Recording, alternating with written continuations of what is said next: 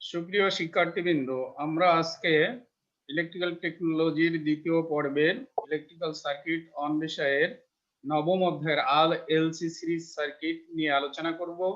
আমরা ইতিমধ্যেই RLC series সার্কিটের circuit diagram, wave diagram, vector diagram দেখেছি। তো আমরা গতকালকে একটি প্রবলেমও আলোচনা করেছিলাম। তো সেই প্রবলেমটির বা একটা প্রবলেম অঙ্ক আমরা করেছিলাম, কিন্তু আজকে আমরা মেইনলি আমরা একটি অঙ্ক করব, যেটা আমার মনে হয় তোমাদের কাছে আরো ক্লিয়ার হবে। তার আগে আমি কিছু সূত্র তোমাদেরকে লিখে নিতে বলেছিলাম। সেই সূত্রগুলো আমি তোমাদেরকে জানতে চাচ্ছি যে inductive reactance XL is equal to কি? 2 pi FL। এখানে এফ কি? 2 pi FL ফ্রিকোয়েন্সির একক কি? হার্টজ বা সাইকেল পার সেকেন্ড। আর এল কি? ইন্ডাকট্যান্স। ওমেগা কি? ওমেগা স্যার কৌণিক বেগ। এই ওমেগা ইজ ইকুয়াল টু কত? Theta by T, twice pi F. Omega is equal to কি? Twice pi F. পাই হচ্ছে কি আমরা রেডিয়ানে বলতে পারি। তো পাইয়ের মান আমাদের কত? 3.1416। 3.1416। Very good. এবার ক্যাপাসিটিভ রিঅ্যাকট্যান্স। এই গ্লাস কি J7 প্রাইম, এটাকে রিনেম করে নাম আর রোল নাম্বার লেখো। Capacitive reactance X is equal to কি? x is equal to 1 pi F। এখানে F কি? Frequency। কি? ক্যাপাসিট্যান্স। ক্যাপাসিট্যান্সের একক কি? ফ্যারাড। ফ্যারাড, মাইক্রোফ্যারাড, পিকোফ্যারাড এরকম হতে পারে। আর ইন্ডাকট্যান্সের একক কি? Sir Henry. আচ্ছা, এবার একটি বিষয় আমি তোমাদের কাছে ক্লিয়ার করতে চাচ্ছি। সেটা কতদিন আমি ভেক্টর ডায়াগ্রামে তোমাদের দেখেছিলাম। আমার একটা প্রশ্ন, when XL is greater than XC then circuit is কি? ইন্ডাকটিভ। পিওর ইন্ডাকটিভ না, কিন্তু ইন্ডাকটিভ কিছুটা, কারণ যেহেতু রেজিস্ট্যান্স থাকবে সেহেতু পিওর ইন্ডাকটিভ হবে না। when XL is greater than XC then circuit is inductive। এবং ভেক্টর ডায়াগ্রামটি আমাদের x অ্যাক্সিস এর উপরের দিকে হবে। x অ্যাক্সিস এর উপরের দিকে হবে, সেটা আমরা ভেক্টর ডায়াগ্রামে গেলে ক্লিয়ার হব। আমরা ভেক্টর ডায়াগ্রামে গেলেই কিন্তু ক্লিয়ার হব। হ্যালো স্যার, শুনতে পাচ্ছেন? ডায়াগ্রামটিতে আমরা যাই। ভেক্টর ডায়াগ্রাম, হ্যালো স্যার, শুনতে পাচ্ছেন?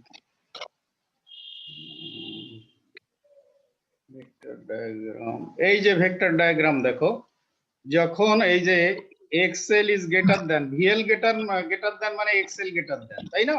তাহলে VL greater than অর্থ হচ্ছে XL greater than। XL greater than যখন হবে তখন আমাদের ভেক্টর ডায়াগ্রামটি উপরের দিকে হবে। এবং when XC is greater than আমরা আবার চলে আসি ওই যে ফর্মুলাতে চলে আসি। when X is greater than XL the circuit will be capacitive। the circuit will be capacitive, অর্থাৎ সেখানে আমরা যে ভেক্টর ডায়াগ্রামে যদি আবার আমরা চলে যাই, ভেক্টর ডায়াগ্রামে গেলে আমরা দেখতে পাবো ভেক্টর ডায়াগ্রাম,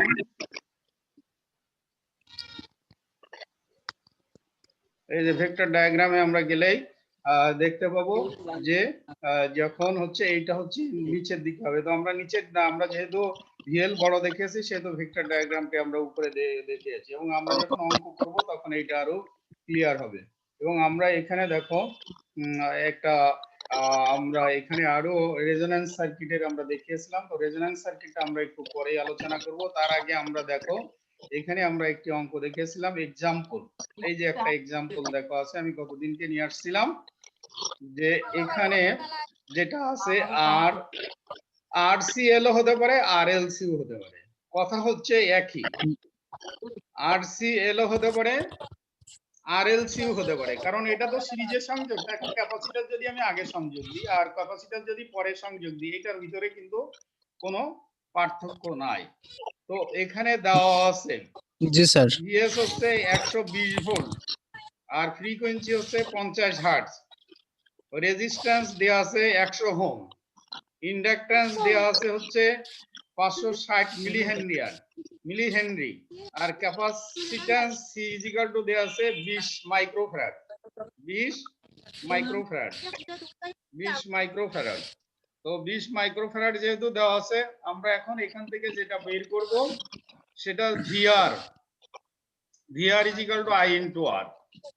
তাহলে আমাদের ভি দেওয়া আছে কত, আই আমাদের তো বের করতে হবে, আই না বের করে তো আমরা বের করতে পারবো না। তো আই আমাদের বের করতে হলে আমাদের যেটা বের করতে হবে জেড বের করতে হবে। আই বের করতে হলে কি হয়, জেড বের করতে হবে। আর জেড বের করতে হলে আমাদের এক্সসি বের করতে হবে। তাহলে এখানে এক্স ইজ ইকুয়াল টু কি, স্যার ইজ ইকুয়াল টু তোমরা বের করো, এখানে কিন্তু সব করে দেওয়া নাই। এক্স ইজ ইকুয়াল টু বের করো, sir x is equal to বের করো। C is equal to 20 microfarad, তাহলে এক্স ইজ ইকুয়াল টু কি হবে, এক্স ইজ ইকুয়াল টু কি হবে,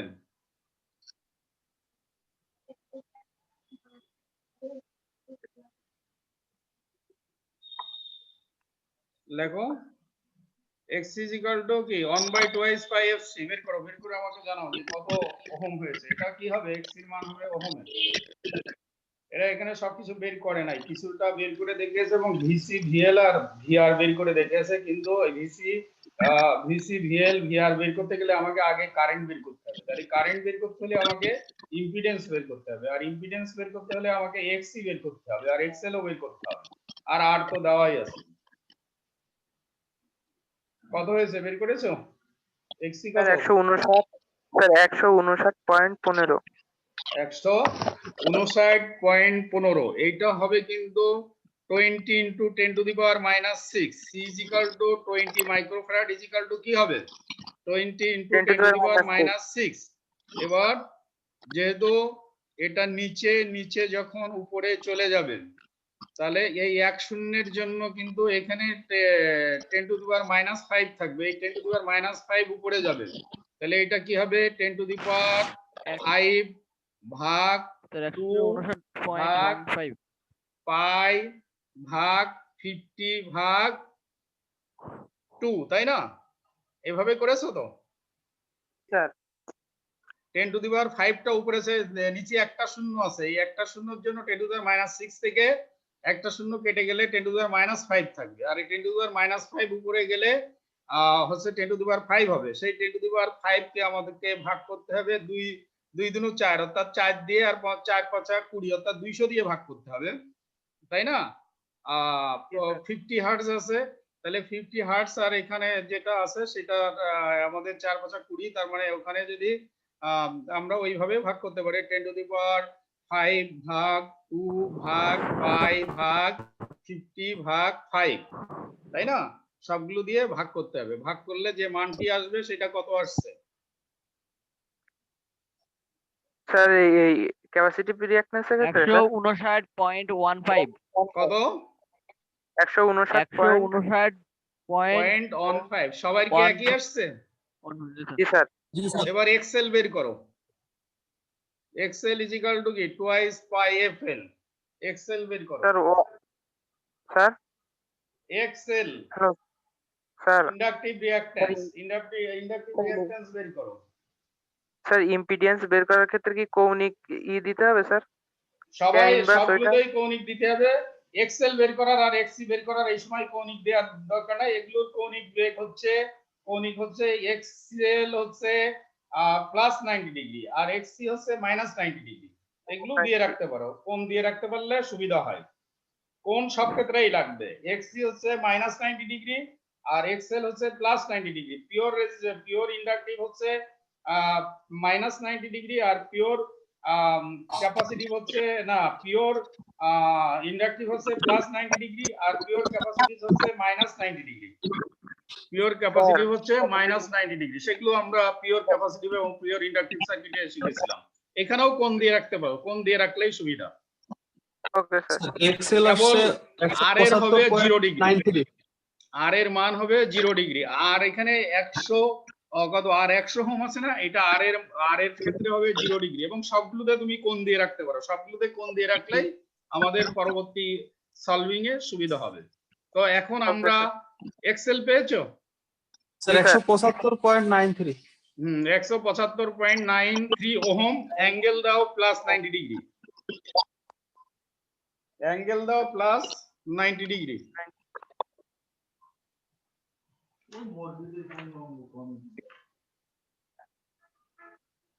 স্যার এখানে 9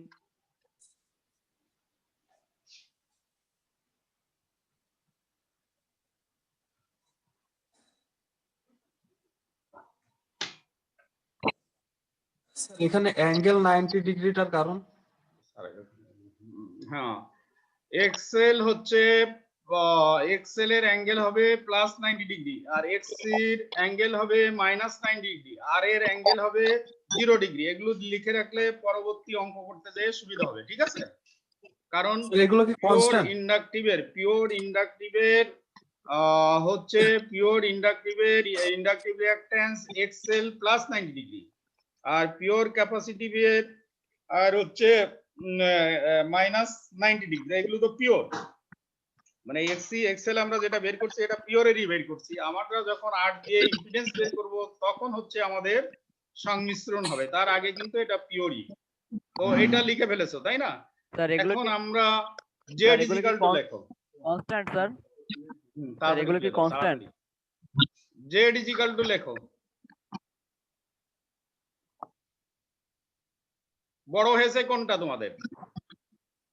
স্যার বড় হয়েছে Excel। স্যার হুম, এক্সেল বড় হয়েছে এক্সি না এক্সেল? হুম, এক্সেল এক্সেল। তাহলে লেখো আর স্কোয়ার।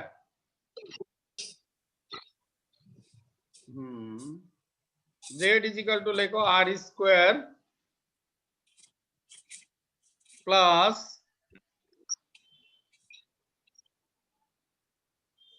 লিখেছো? জেড ইজ ইকুয়াল টু লেখো আর স্কোয়ার প্লাস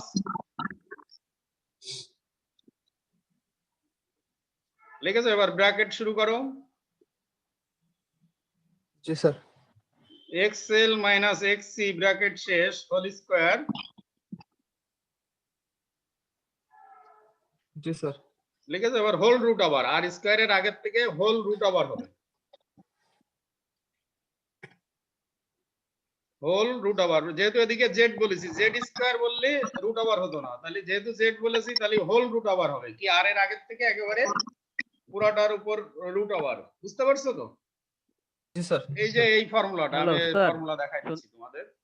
এই যে এই যে hello sir, Z equal to R শুনতে স্কোয়ার পাচ্ছেন? Plus XL minus XC XL minus XC square. এবার এই যে হোল রুট ওভার, এই যে এই ফর্মুলাটা লেখো। এবার এই ফর্মুলা লিখে তোমরা মানটা লেখো, এই ফর্মুলাটা লিখে এবার মান বসাও, আর এর মান বসাও, এক্সএল এর মান বসাও, এক্সি এর মান বসাও, বসাই জেড টি বের করো। স্যার শুনতে পাচ্ছেন? হ্যালো স্যার, শুনতে হ্যাঁ পাচ্ছেন? শুনতে পাচ্ছি। স্যার এখানে আমি ইম্পিডেন্স মান বসাইছো? মানে ফর্মুলা হচ্ছে রুট ওভার আর স্কয়ার প্লাস মান বসায়ে তারপরে জেড বের করো, এবং এখান থেকে আমরা অ্যাঙ্গেলও পেয়ে যাব। ওইখানে অ্যাঙ্গেল দিয়ে লিখবো tan inverse XL minus XC ভাগ আর।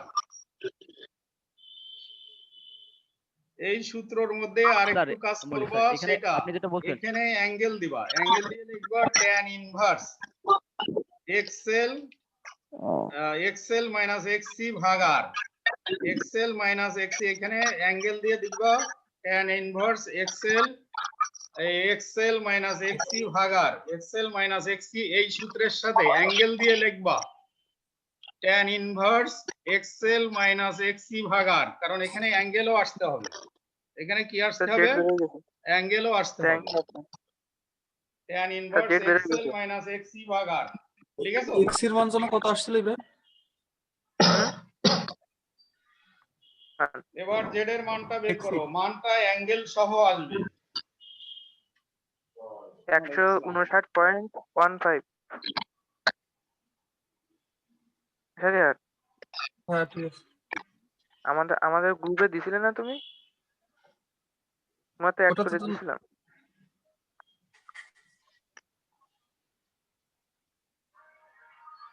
এই হ্যাপির আছে আইডিয়া আছে তোমার কাছে?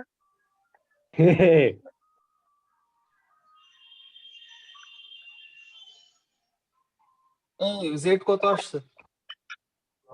ডেট তোর কত আসছে? 101.39। কত কত? 101.39। জেড এর মান কত এসেছে? স্যার না স্যার মুজাহিদ ক্যামেরা অফ কর। 98.58। জেড এর মান 98.78 আর angle tan inverse XL minus XC ভাগ sir R 9.53। Hmm sir 9.53। 9.53 degree, তাই তো? জি স্যার। 9.53 ডিগ্রি। আচ্ছা, দেখা যাবে জি, স্যার। এটা। হ্যাঁ, 9.53 ডিগ্রি আসবে। আচ্ছা, অ্যাঙ্গেলের এখন সূত্রটা একবার এইটার এবার তোমরা বের করো i is equal to v by z। i is equal to v by z। i is equal to v by z। v এর অ্যাঙ্গেল 0 ধরো। v এর অ্যাঙ্গেল 0 ধরো। i is equal to v by z।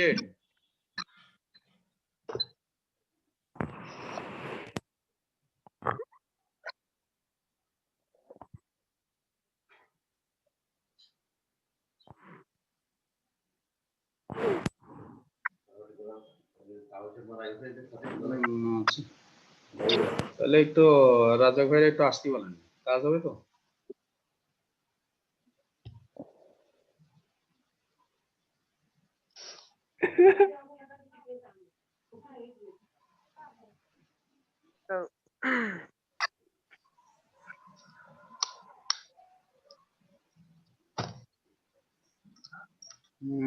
i is equal to v by z লিখেছো, মানে v কত? v আছে 120 volt, আর z কত পেয়েছো তোমরা? ডেট পাইছি 98.58। 98.58। তাহলে 120 ভাগ 98.58 কত হয়? 1 পয়েন্ট কত? 22। 1.18 না 22? 22। স্যার এখানে এরা তো 1 অনেক পয়েন্ট, হয় স্যার। হ্যাঁ এরা এখানে তো অনেক হয় 1.18 লিখেছে। তো স্যার। যাক, আমার বেড়েছে এটা মানে আমরা যেহেতু ওই ক্যালকুলেশনের ডিফার করতে পারে, দশমিক বাদ দিয়ে 1.22 আর 1.18 এর মধ্যে তেমন পার্থক্য নেই। আর অ্যাঙ্গেল হবে কি? অ্যাঙ্গেল ছিল মাইনাস নিচে 9.53, এটা উপরে গেলে মাইনাস 9.53 হবে। হবে। জেড এর অ্যাঙ্গেল 0 মাইনাস 9.53, তার মানে আই এর অ্যাঙ্গেল হবে 9.53 ডিগ্রি। ওকে,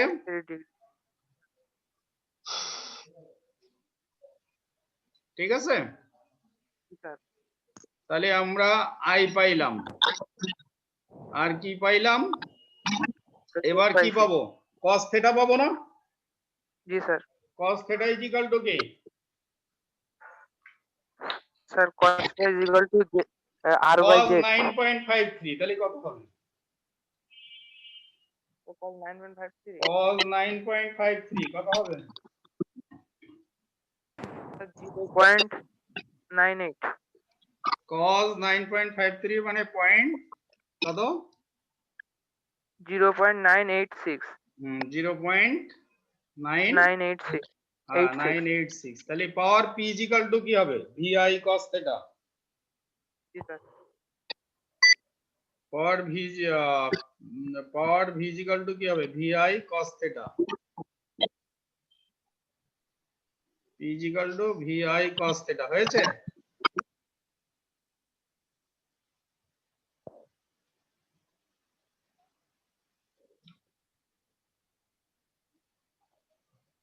তাহলে পাওয়ার বের করলাম, আর কি বের করলাম? আচ্ছা, এখানে আরেকটি প্রশ্ন আমি তোমাদের করতে চাই, এখানকার ফেজ অ্যাঙ্গেল কত? ফেজ অ্যাঙ্গেল, অ্যাঙ্গেল তো বের করলাম আমরা, তাহলে সেই ফেজ অ্যাঙ্গেলটি কত বলো? ফেজ অ্যাঙ্গেল কত? ভোল্টেজের ফেজ অ্যাঙ্গেল আছে।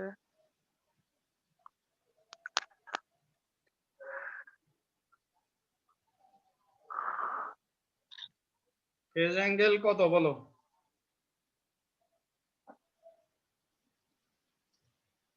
স্যার ক্যালকুলেটরে ফেজ অ্যাঙ্গেলের স্যার হিসাবটা একটু অ্যাঙ্গেলের যে ক্যালকুলেটরের যে মানটা আসে এটা একটু বোঝাইতে হবে স্যার। ফেজ অ্যাঙ্গেল কত বলো? ফেজ অ্যাঙ্গেল এতবার করলে দাও হ্যালো বুঝতে পারছো না? 9.58 9.53 এবং এটা হচ্ছে ল্যাগিং, কারণ এখানে হচ্ছে Lagging. কি কারেন্টের অ্যাঙ্গেল যদি এখানে 9.53 হয় তাহলে এটা বলতে হবে ল্যাগিং, এবং এটা হচ্ছে ইন্ডাকটিভ সার্কিট। আমরা বলেছি যে এক্সেল যদি বড় হয় তাহলে এটা হবে ইন্ডাকটিভ সার্কিট, এবং ইন্ডাকটিভ সার্কিটের কারেন্ট হচ্ছে ল্যাগিং এ থাকবে। এবার বের করো VR. VR is equal to কি, মানে এই রেজিস্ট্যান্সের আড়াআড়িতে voltage drop VR is equal to কত? VR is equal to IR. VR is equal to IR. I এর মান কত? Hello sir 1.22 angle 9.53 degree, angle 9.53 degree. অ্যাঙ্গেলের হিসাবটা আরেকবার বলবেন? আই এর অ্যাঙ্গেল তো 9. minus আর আর এর মান কত? আর এর মান হচ্ছে 100, তার অ্যাঙ্গেল হচ্ছে 0 ডিগ্রি, তার অ্যাঙ্গেল হচ্ছে 0 ডিগ্রি।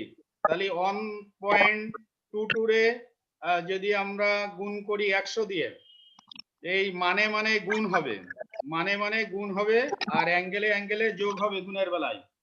মান কোনটা কোনটা? এই 1.22 আর 100 এই দুইটা হচ্ছে মান।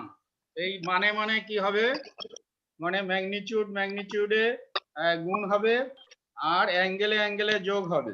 তাহলে অ্যাঙ্গেলে যখন এইটা হচ্ছে 0 ডিগ্রি আর এটা হচ্ছে -9.53, তাহলে এটা -9.53 থেকে যাবে এবং এটা হবে ভোল্ট। ভিআর মানে এই রেজিস্ট্যান্সের আড়াআড়িতে ভোল্টেজ ড্রপ, ভিআর মানে রেজিস্ট্যান্সের আড়াআড়িতে ভোল্টেজ ড্রপ। এবার ভিসি, এটা বোঝা গেছে? ভিআর বোঝা গেছে? জি স্যার। ভিআর বোঝা গেছে। এবার VC is equal to I R into XC. তাহলে আই এর মান আমরা পাইছি, এখানে দেওয়া আছে 1.18, কিন্তু তোমরা যে ক্যালকুলেশন বের করেছো সেটা এসেছে 1.22। এটা ভ্যারি করতে পারে কারণ দশমিক তো। 1.18 আর 1.22 এর মধ্যে তেমন কোনো পার্থক্য নাই। তো এর অ্যাঙ্গেল, এটা কিন্তু অ্যাঙ্গেলের চিহ্ন, অ্যাঙ্গেল হচ্ছে আই এর অ্যাঙ্গেল হচ্ছে 9.53, আর আমি বলেছিলাম ভিসির মান, ভিসি তোমরা বের করেছিলে 159.15। আমি বলেছিলাম তার অ্যাঙ্গেল হবে হচ্ছে -90 ডিগ্রি, কিন্তু ভিসির অ্যাঙ্গেল হবে কি -90 ডিগ্রি। এখানে ভুল আছে, কিন্তু ভিসির এক্সির অ্যাঙ্গেল হবে -90, ভিসি বলছি, এক্সির অ্যাঙ্গেল হবে -90 ডিগ্রি। তাহলে এখন আমরা এই যে মান, এই মান আর এই মান গুণ হবে, তাহলে 159.15 আর গুণ 1.22। আমি জানি না তোমাদের কত বের হয়েছে, 159 কত বের হয়েছে তোমাদের? এক্সি কত বের হয়েছে? স্যার এক্সি বলো কত বের হয়েছে? স্যার 159.15। হ্যাঁ, তাই এখানেও 159.15 এবং তার অ্যাঙ্গেল হবে -90 ডিগ্রি। ঠিক আছে? জি স্যার। আর আমাদের আয়ের তো আমরা পেয়েছি 1.22, তার অ্যাঙ্গেল হচ্ছে -9.53। তাহলে আমাদের এই মান, এই ম্যাগনিটিউড আর ম্যাগনিটিউডে গুণ হবে। তাহলে ম্যাগনিটিউড গুণ হয়ে আমাদের কত আসলো, যে এখানে 187.8, আর তার অ্যাঙ্গেল হবে এই -9.53 আর এদিকের অ্যাঙ্গেল -90 ডিগ্রি। 90 তাহলে এই দুইটা মিলে আমাদের যে আসবে সেটা হচ্ছে যে কত আসবে দেখো, 99.53। এবার VL is equal to I into XC. তাহলে এখানেও 1.22 আর কারেন্টের একক হচ্ছে অ্যাঙ্গেল হচ্ছে 9.53, আর আমরা এক্সএল পেয়েছিলাম 175.93, তার অ্যাঙ্গেল হচ্ছে +90 ডিগ্রি।